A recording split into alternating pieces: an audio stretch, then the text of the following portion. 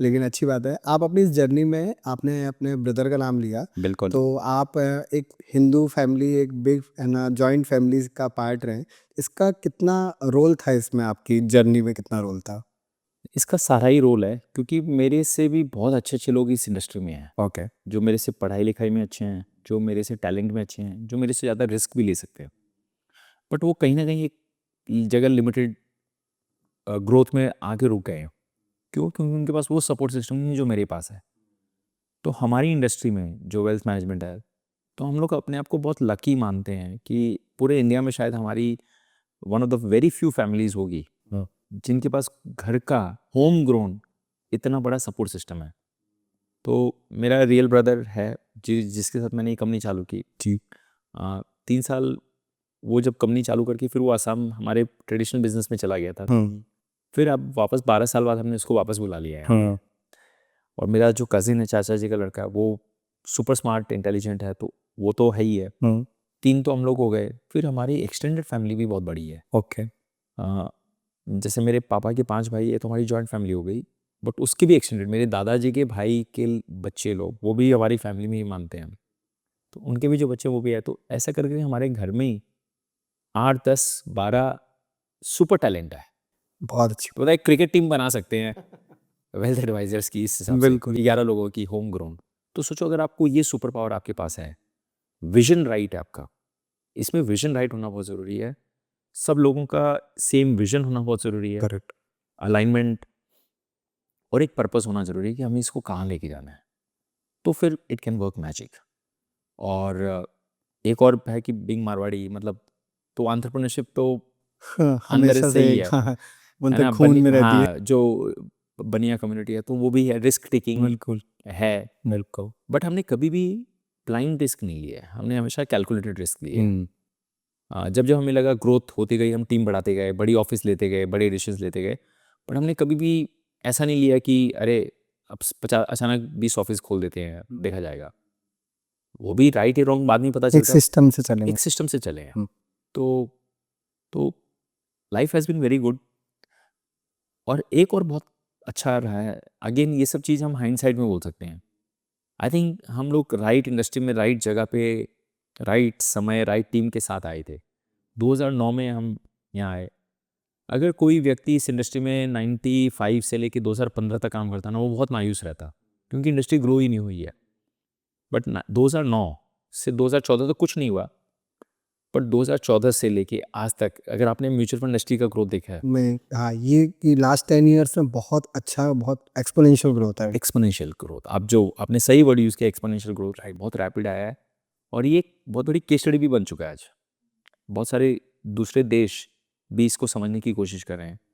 और ये पहली बार हमने ये इंडस्ट्री देखी है जहाँ पे बाकी सब इंडस्ट्री के चेयरमैन वगैरह डर रहे हैं। बैंकिंग के आरबीआई गवर्नर कह रहे हैं कि सारे लोग बैंक से पैसा निकाल के म्यूचुअल फंड में डाल रहे हैं। डॉक्टर। ये हम अपने लाइफ टाइम में कभी सोच भी नहीं सकते थे कि ऐसा कभी दिन आएगा। हाँ, जितना, क्योंकि सॉरी, जितना मैंने देखा है कि पहले लोग अपने फंड्स को हमेशा एक जगह पे इकट्ठा करके रखना, और जैसे जैसे खासकर जैसा गोल्ड में इन्वेस्ट करने, इस तरीके से उसका थे। लेकिन आजकल लोग अपना पोर्टफोलियो मैनेज कर रहे हैं, तो मूव कर पहले रहे हैं। पहले क्या होता था, पहले किसी भी व्यक्ति के पास, उसने म्यूचुअल फंड में डाले, बहुत अच्छा रिटर्न आ गया, बहुत पैसा बन गया, वो निकाल के प्रॉपर्टी खरीद लेता था हाँ, 15-20 साल पहले। करेक्ट। हाँ, फिर वापस डालना चालू करता, फिर एक बड़ी रकम होती, प्रॉपर्टी खरीद लेता था। बिल्कुल। तो हर बार वो जो अच्छे पेड़ है उसको काट के वापस डाल दिया, उसको लगता प्रॉपर्टी रियल चीज़ है। हाँ, तो ये पहले था।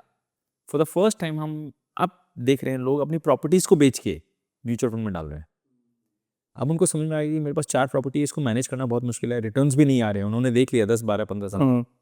और अब जब उनको म्यूचुअल फंड की कहानी समझ में आ रही है, तो वो उल्टा कर रहे हैं। फर्स्ट टाइम हम देख रहे हैं कि लोग अपना प्रॉपर्टी बेच के टैक्स भर रहे हैं, दूसरी प्रॉपर्टी नहीं खरीदे। वरना लोग क्या करते हैं, एक प्रॉपर्टी खरीदते हैं, उसको बेच के दूसरी खरीदते हैं क्योंकि टैक्स बच जाता है। अब ये भी देख रहा हूँ कि लोग बोलते हैं नहीं, मैं टैक्स देने को तैयार हूँ, लेकिन मुझे वापस प्रॉपर्टी में नहीं डालना, मैं थक गया हूँ, एक जिसमें रह रहा हूँ वो ठीक है, अब मुझे और नहीं संभालना है। तो उल्टा आ रहा है, और ये और भी आएगा, बहुत बड़े लेवल पे आएगा जब जब अवेयरनेस बढ़ेगी। सेम चीज़ हम देखते थे कि पहले लोग जैसे ही थोड़ा ज़्यादा अगेन रिटर्न्स होता था तो बीच, अच्छा म्यूचुअल फंड अच्छा कर रहा है, लेकिन बिजनेस में पैसों की ज़रूरत पड़ी, कुछ और हुई, तो यहाँ से निकाल लो। ये सबसे पहले विजिबल होता था। लोग अपना LIC नहीं तोड़ते थे, PPF नहीं तोड़ते थे, राइट, बैंक की FD भी नहीं तोड़ते थे, बिल्कुल नहीं। लेकिन म्यूचुअल फंड सबसे पहले तोड़ देते थे। अब वापस लोगों को समझ में आ रहा है कि नहीं, जो चीज़ सबसे ज़्यादा रिटर्न दे रही है उसको लास्ट में टच करो, जो चीज़ मेरी सब ऑप्टिमल है उसको निकालो पहले। तो लोग अब FD तोड़ते हैं कि भाई मुझे आज इमरजेंसी में पैसे चाहिए, म्यूचुअल फंड मुझे 12% दे रहा है, ये 6 दे रहा है, तो मैं 12 वालों को क्यों तोड़ूं? ये भी समझ में आ रहा है। और म्यूचुअल फंड में कहीं ना कहीं कंपाउंडिंग का जो बेनिफिट जोड़ रहा था, वो कहीं ना कहीं आप इस चीज़ को विड्रॉ करके बुरी तरह से मतलब उसको खत्म कर देते खत्म ना, कर देते हैं। खत्म करे तो आपको जर्नी में रिजल्ट ही नहीं दिख रहा था। अब जो विश्वास आ रहा है म्यूचुअल फंड सही है, कैंपेन जो है इंडस्ट्री ने कोविड के बाद खासकर जो फाइनेंशियलाइजेशन ऑफ सेविंग्स हुई है, घर लोग बैठे थे तो, और ये पॉडकास्ट का जो ट्रेंड निकला है, हमारे टाइम में 20 साल पहले ये सब कोई फैसिलिटीज़ नहीं थी, कोई एडुकेशन नहीं था, हमने जो भी गलतियाँ की है खुद से सीखी है। अब सारा कंटेंट ऑनलाइन है, सब कुछ ऑनलाइन। सब कुछ ऑनलाइन है। अब ज़्यादा वाली प्रॉब्लम है कि इतना ज़्यादा कंटेंट हो गया कि हमें समझ में नहीं आता कौन सा राइट है, कौन सा राइट नहीं है, किसको मैं सही मानूं, नहीं है, बट कम से कम कंटेंट है। तो मुझे लगता है कि आने वाले 20 सालों में ये ग्रोथ और भी बहुत हाई लेवल पे जाएगा, क्योंकि आज हमारी जो कंट्री की पोजीशन है, हम इस लेवल पे कि यहाँ से हम बहुत अच्छा ही करेंगे अगले 15-20 सालों में। तो अगर आपका देश अच्छा करेगा इकोनॉमिकली, आर्थिकली, तो इंडस्ट्रीज अच्छा करेंगी, सेक्टर्स अच्छा करेंगे, कंपनीज अच्छा सबके करेंगे, रिटर्न्स बेटर होंगे। तो रिटर्न्स बेटर होंगे। तो हम सनराइज कंट्री हैं एक हिसाब से, ग्रोथ पाथ में सनराइज इंडस्ट्री में हैं। और अब लोगों को ये समझ में आ गया कि पैसे को काम पे कैसे लगाना है धीरे धीरे, वरना अगर हम पूरी ज़िंदगी भर खुद मेहनत करते रह जाएंगे तो हम कभी भी रिच या वेल्दी नहीं बन पाएंगे। और साथ साथ में पैसों को काम पे लगाना है। तो मुझे लगता है 20-25 साल आने वाले टाइम बहुत ही बेहतरीन दिख रहे हैं। आपने अभी ग्रोथ बोली जैसे कि पिछले 10 सालों में बहुत ज़्यादा तेज़ हुई। इसका जैसा आपने बोला कि बाहर के लोग स्टडी भी कर रहे हैं। सबसे मेन रीज़न आप किसे मानते हैं कि इन 10 सालों में इस वजह से हुआ? देखिए, सबसे मेन रीज़न तो टेक्नोलॉजी है। टेक्नोलॉजी ने बहुत सारा काम आसान कर दिया। जब मैंने इंडस्ट्री ज्वाइन की थी ना, अगर आपको SIP करनी थी तो आपको 12 चेक्स मिनिमम फाड़ के हर चेक में नाम लिखो। ओके। और अगर आपको 2 साल की SIP करनी है तो 25 चेक, एक चेक बुक में 20 चेक ही होते हैं, 20 चेक होता है। 25 चेक होते हैं, तो वो इतने लिफलेट होते नहीं थे। तो आप मुझे चेक देंगे, मैं वो म्यूचुअल फंड कंपनी को दूंगा, वो जमा करके रखेगी चेक, हर महीने वो एक चेक बैंक को प्रेजेंट करेगी। और देखिए, इस इंडस्ट्री में जो सबसे बड़ा इन्वेंशन हुआ है, जो सबसे सही काम हुआ, वो SIP हुआ है। क्योंकि SIP ऑटोमेटिक हो गई, आपने 12 चेक दे दिए, अब आपका कंट्रोल नहीं है। अगर मैं ये बोलूँगा नहीं आप एक काम करो, हर महीने मुझे एक एक चेक देना और हम डालेंगे, तो ना आप देते थे ना मैं ले पाता था। करेक्ट है, वो एक फिजिबल मेथड नहीं। फिजिबल नहीं था। मार्केट ऊपर चला गया, आप बोलते हो नहीं नहीं अभी रहने दो, क्योंकि आपने कमिट कर दिया, चेक म्यूचुअल फंड के पास आ गए तो वो तो डालेंगे डालेंगे, तो इसी चक्कर में आपका पैसा निवेश हो गया। तो मेरे दिमाग में पिछले 20-25 सालों में जो सबसे बड़ा इन्वेंशन हुआ SIP का है। इससे आपकी इन्वेस्टिंग ऑटोमेटिक हो गई है, तो SIP बेस्ट हो गया। उसका टेक्नोलॉजी आने के बाद ये चेक का भी मैटर खत्म हो गया। आप ECS मैंडेट होता है उसको कर लो, तो उससे हो गए। अब तीसरा क्या हो गया, लमसम भी हो गया। अगर मैंने आपका वन टाइम मैंडेट कर दिया म्यूचुअल फंड में 50 लाख का, 10 लाख का, अब आपको नेक्स्ट टाइम इन्वेस्ट करना है ना, तो आप एक बटन दबाओ, आपका इन्वेस्ट हो जाएगा।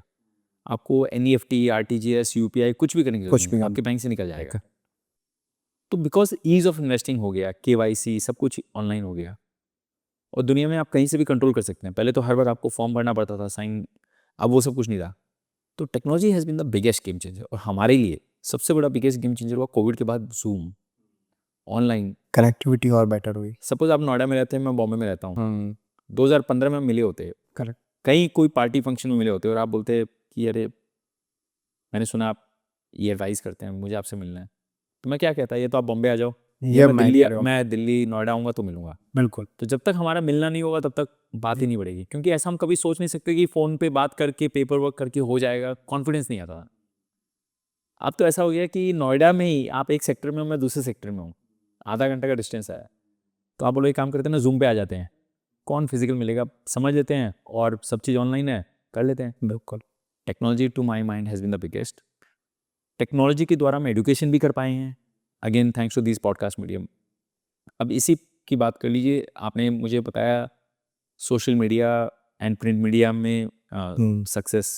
तो मैं ये सेमिनार पिछले 15 साल से कर रहा हूँ, ये स्टोरी, ये सेम चीज़ मैं 15 सालों से बता रहा हूँ। कम से कम मैंने 500 से 1000 बार रिपीट कर चुका हूँ, तो मेरे लिए तो कोई नई नहीं है। बिल्कुल।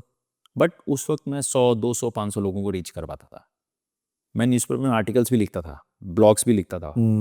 इंडिया के एक बहुत बेहतरीन न्यूज़पेपर है मिंट, उसके लिए भी मैंने कॉलम्स लिखे हैं।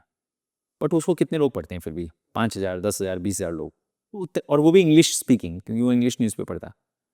तो आप पूरी जनता तक तो पहुंचा ही नहीं पाए। बट ये द फर्स्ट टाइम ये जो पॉडकास्ट का माध्यम आया है, इसके कारण अब हम जो ट्रैक्शन देख रहे हैं, पूरे विश्व में लोग आपको वॉच कर सकते हैं, चाहे वो ऑस्ट्रेलिया हो चाहे कनाडा हो। लोगों को समझ में आ रहा है, और लोग सीखने के बाद they come back and reach out to you कि भाई मुझे इसमें क्वेरी है, आप बताओ, लिंक्डइन के थ्रू, इंस्टाग्राम के थ्रू। तो there is a two way communication also. तो मेरे हिसाब से this has been the biggest game changer in the last 10 years। Easiness तो किसी भी प्रोसेस में बहुत इंपॉर्टेंट हो जाती है, और रीच आउट कहीं ना कहीं। और देखिए, प्रोडक्ट तो सिंपल था ही, पहले से सिंपल था, राइट। बट बहुत सारे फ्रिक्शंस थे जो टेक्नोलॉजी ने सॉल्व कर दिए। तो और भी मुझे लगता है आने वाले टाइम पे और बेहतर होगा, कुछ ना कुछ और तरीके से आएगा, तो इससे और स्केल अप कर पाएंगे। बट इतना कुछ करने के बाद भी आज भी हमारे देश में 5% लोग यही कर पा रहे हैं। हाँ, ये मेरा मतलब ये भी मेरा एक बहुत बड़ा कंसर्न जो मैंने देखा भी अभी, कि लोग अभी भी उनको पुश करना पड़ रहा है, कैंपेन्स चलाने पड़ रहे हैं। जैसे आपने बोला म्यूचुअल फंड सही है, ये बहुत एड्स आते हैं, हम सब ने देखे हुए हैं, बड़े बड़े सेलिब्रिटीज़ को इन्वॉल्व किया जा रहा है, स्टिल नंबर इज़ 5% ओनली। सो इसका कारण ये है क्योंकि ये गारंटेड प्रोडक्ट नहीं है। देखो, जहाँ कोई गारंटी नहीं है, करेक्ट। तो वहाँ लोगों को डर लगता है। और एफडी हो गई, ये प्रॉपर्टी हो गई, तो प्रॉपर्टी में क्या होता है, गारंटेड वहाँ भी नहीं है, लेकिन आदमी को एक है ना, हज़ारों साल पुरानी चीज़ है ये। गोल्ड में भी कोई गारंटी नहीं है, लेकिन हज़ारों साल का ट्रैक रिकॉर्ड है। प्रॉपर्टी और गोल्ड का हज़ारों साल का ट्रैक रिकॉर्ड है, तो लोगों को लगता है कि यार इसके दाम तो कम नहीं होंगे, तो इसलिए वहाँ समझाने की ज़रूरत नहीं है। एफडी मालूम है गारंटी रिटर्न है 6% ही, लेकिन मालूम है सरकार गारंटी दे रही है। लोगों को ऐसा लगता है कि हमारा पैसा बढ़ रहा है, भले कम बढ़ रहा है लेकिन बढ़ रहा है। ज़ीरो नहीं हो जाएगा, कम नहीं हो जाएगा। But mutual fund, stock market zero हो सकता है, उनको ऐसा लगता है। ये उन्होंने अपने आसपास के लोगों को पैसे खोते देखे हैं। बहुत कम उन्होंने स्टोरीज आसपास में देखी है कि जिससे इन्होंने बहुत बड़ी वेल्थ बनाई है। इसीलिए तो आज जब भी इन्वेस्टमेंट स्टॉक मार्केट की बात है, हम 2-4 का ही नाम जानते हैं ना। स्टॉक मार्केट में राकेश झुनझुनवाला, रामदेव अग्रवाल, ऐसे 2-4 नाम ही हैं। बट आप आसपास में देखोगे तो बहुत लोगों ने पैसे खोए हैं।